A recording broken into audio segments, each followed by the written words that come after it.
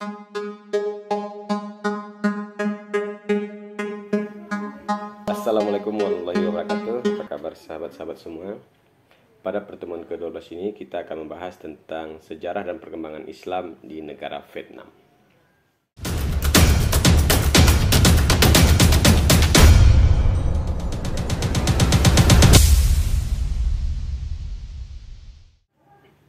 Sahabat-sahabat semua, kita akan melihat sejarah perkembangan Islam di Vietnam. Vietnam itu merupakan negara republik sosialis dan salah satu negara Asia Tenggara yang terletak di antara Kamboja dan Republik Laos di bagian barat dan Cina di bagian utara. Vietnam juga merupakan negeri animisme yang memiliki banyak sejarah yang berdiri sejak 4.000 tahun lalu dan terdiri dari 50 suku. Dan setiap suku memiliki dan berbicara dengan bahasa sendiri-sendiri. Sementara bahasa Vietnam merupakan bahasa resmi mereka. Jumlah penganut Islam meningkat ketika Sultan Malaka memperluas kekuasaannya pada tahun 1471 setelah keturunan Champa hancur. Namun, Islam tidak menyebar luas di antara penduduk Vietnam sampai pertengahan abad ke-17. Nah, pada abad ke-19, banyak Muslim Champa di Vietnam yang berimigrasi ke Kamboja dan menetap di wilayah delta Sungai Mekong. Pada abad ke-20, Malaysia memberikan pengaruh yang besar kepada Muslim Vietnam. Literatur keagamaan semakin banyak yang diimpor dari Malaysia. Bahkan sejumlah ulama didatangkan dari Malaysia. Mereka memberikan khutbah di masjid-masjid dengan bahasa Melayu. Vietnam pernah dikritik karena menjadi negara yang tidak ramah, bahkan represif terhadap pemeluk agama Islam. Padahal Vietnam itu termasuk negeri paling pertama di Asia yang bersentuhan dengan Islam.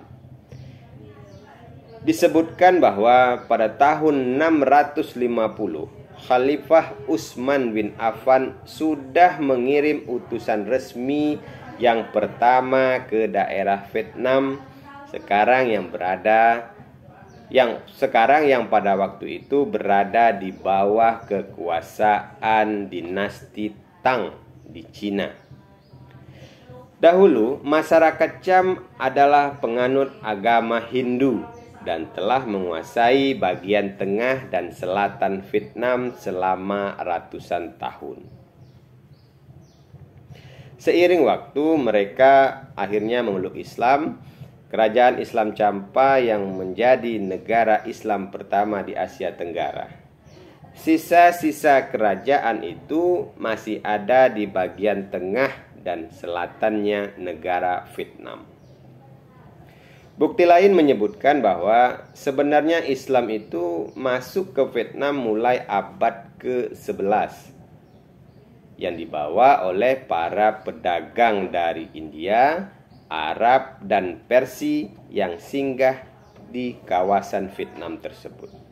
Namun jumlah pemeluk Islam di Vietnam mulai meningkat ketika Kesultanan Malaka memperluas wilayah di saat kerajaan Champa runtuh pada tahun 1471. Sahabat-sahabat semua, kehidupan orang Islam di Vietnam membaik sejak pemerintah sosialis melancarkan kebijakan Do Moi atau renovasi pada tahun 1986. Dan negeri itu mulai membuka diri terhadap dunia luar dan investasi asing. Nah, sejak itu orang asing yang datang ke Vietnam mulai diizinkan untuk berbicara dengan Muslim pribumi dan melakukan ibadah salat bersama. Kelompok ataupun komunitas Muslim mulai dibolehkan mengorganisasikan diri mereka, dan masjid-masjid diizinkan kembali untuk digunakan sebagai tempat ibadah, dan madrasah-madrasah juga dibolehkan memberikan pelajaran agama Islam. Sahabat-sahabat semua, di Ho Chi Minh City sudah berdiri sebuah yayasan Islam sejak tahun 1991. Sementara di An Giang, provinsi di perbatasan dengan Kamboja, organisasi umat Islam serupa sudah terbentuk pula sejak tahun 2004. Organisasi komunitas Islam ini mempunyai peran melayani dan memfasilitasi berbagai urusan umat Islam di selatan Vietnam. Misalnya mengumpulkan dana untuk kegiatan dakwah dan pendidikan umat Islam sampai mencarikan beasiswa dan mengirim pelajar-pelajar Vietnam ke berbagai negara. Organisasi dan yayasan Islam itu melakukan hubungan dengan negara-negara Islam dan organisasi Islam internasional, terutama untuk mendapatkan pendidikan melalui beasiswa pemuda-pemudi Muslim Vietnam. Selain itu, sekolah agama mereka juga belajar di perguruan tinggi ataupun universitas umum. Sahabat-sahabat semua, sebahagian pelajar yang diutus oleh negara Vietnam untuk belajar agama ke negara-negara lain, mereka ada yang telah lulus dan kembali ke negara mereka. Mereka yang berhasil memperoleh ilmu terapan rata-rata mendapatkan pekerjaan di berbagai perusahaan yang beragam. Namun mereka yang bersekolah atau kuliah di bidang agama yang memperoleh ilmu syariah dan dakwah umumnya sulit mendapatkan pekerjaan di lembaga pemerintah dan swasta.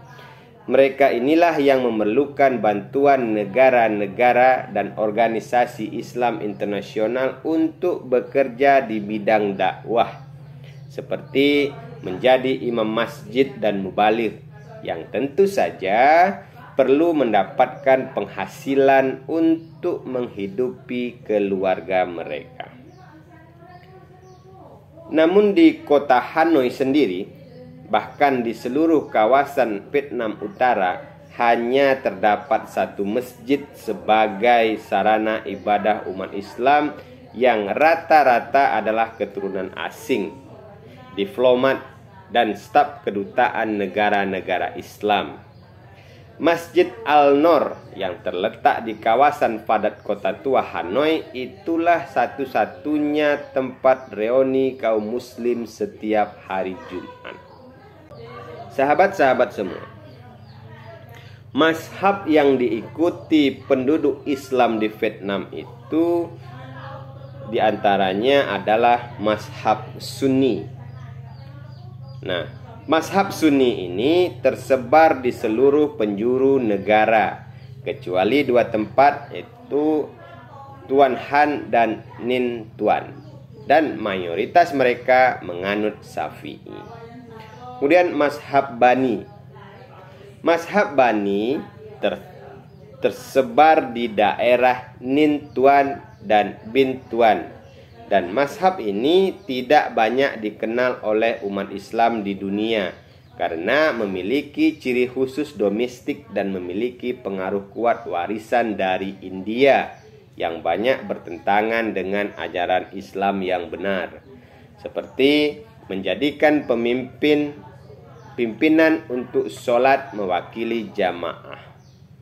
Tidak ada perhatian dari para pemimpin dengan jamaah mereka, sehingga menyebar di tengah mereka ajaran-ajaran syirik dan tersebar di tengah mereka aktivitas yang tidak sesuai dengan akidah yang benar oleh karena kebodohan sedikitnya ulama dan para dai.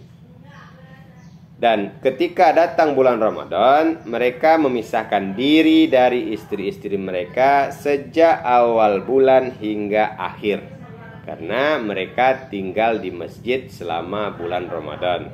Dan banyak lagi permasalahan lainnya yang ada di sana. Boleh jadi fenomena terjadi oleh karena kebodohan mereka terhadap Islam dan ajaran-ajaran yang sebenarnya, dan terputusnya hubungan mereka dengan dunia Islam dalam waktu lama, sehingga mereka memiliki keyakinan apa yang dalam Islam, dan bahkan hingga mencapai pada tuduhan bahwa mazhab Sunni adalah bid'ah. Sebagaimana yang terjadi di sana, adanya perselisihan dan perdebatan tentang tema antara mereka dan mazhab Sunni. Pada tahun 1959, sebagai mereka umat Islam bagian selatan, khususnya umat Islam di kota Saigon, dan terjadi perkenalan dan dialog di tengah mereka tentang Islam, sehingga mereka memahami bahwa jamaah mereka jauh dari hakikat Islam, dan mereka mulai belajar dari mereka ajaran yang benar, dan juga memperbaharui keislaman mereka dan memperbaikinya.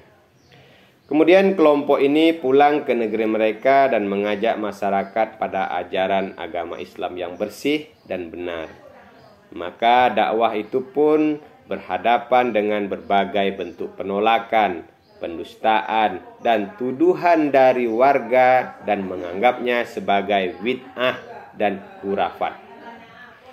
Namun berkat karunia Allah Subhanahu wa taala mampu memenangkan agama dari keyakinan yang menyimpang dan agama yang batil yang diacuhkan, kecuali Allah mampu menyempurnakan cahayanya, sehingga mereka menerima dakwah ini dengan penuh kepuasan dan kerelaan, dan akhirnya mereka memperbaharui dan memperbaiki keislaman mereka. Sahabat-sahabat semua, kita akan melihat kondisi umat Islam di negara Vietnam. Umat Islam adalah bagian dari penduduk negeri Vietnam, maka dari itu kondisi mereka sangat berhubungan dengan pertumbuhan negara dan kemajuan negara Vietnam. Dan kondisi negara Vietnam sepanjang tahun terakhir ini mengalami kemajuan yang sangat pesat dan prestasi yang banyak yang belum pernah dialami pada pemerintahan sebelumnya. Pada tahun 2007, Vietnam resmi menjadi anggota Organisasi Negara Perdagangan Internasional. Setelah mampu berpartisipasi melakukan perbaikan ekonomi dan meluas jaringannya pada beberapa tahun terakhir ini. Karena itulah Vietnam menjadi salah satu dari negara yang mampu membangun beberapa komponen perbaikan ekonomi dan membuka negara di hadapan investor asing dan perusahaan-perusahaan swasta dengan jumlah miliaran dolar untuk menanamkan investasinya di berbagai lini dan sektor yang beragam.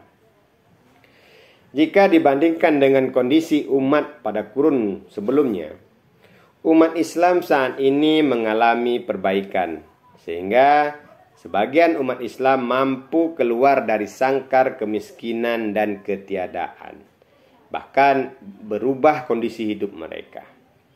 Namun jumlahnya masih terbatas ya, karena masih banyak dari umat Islam, bahkan dalam jumlah yang begitu besar, umat Islam menghadapi berbagai problema kemiskinan dan permasalahan materi, khususnya yang tinggal di luar dari Ho Chi Minh City.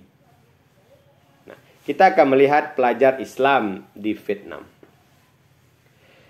Pada bidang pendidikan, para pelajar Islam mampu masuk pada sekolah-sekolah negeri, ma'had-ma'had atau kejuruan, dan universitas-universitas, baik yang ada di dalam negeri maupun di luar negeri.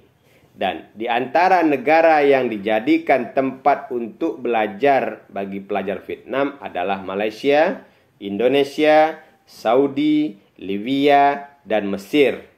Nah, mereka inilah yang mempelajari berbagai bidang ilmu dan spesialis. Oke, sahabat-sahabat semua, demikianlah uraian singkat saya tentang perkembangan Islam di negara Vietnam. Semoga konten ini bisa bermanfaat untuk kita semua, dan saya akhiri. Assalamualaikum warahmatullahi wabarakatuh.